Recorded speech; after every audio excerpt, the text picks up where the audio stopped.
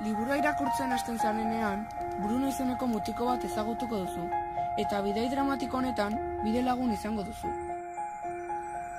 Bere bizitza ikaragarri aldatuko da etxeko neskamean Brunoren logelan miak aurkitzen duenetik.